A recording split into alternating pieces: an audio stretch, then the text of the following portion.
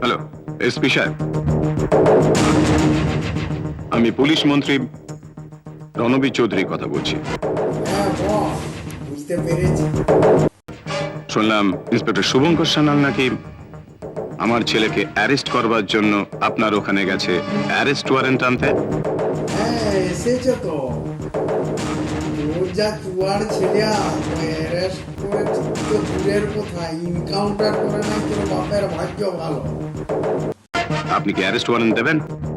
দুটো মানে দিয়ে দিয়েছি।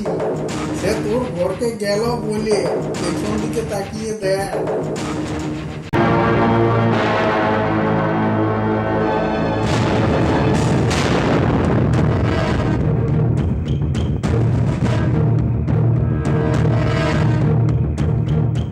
আপনার ছেলে কোথায়?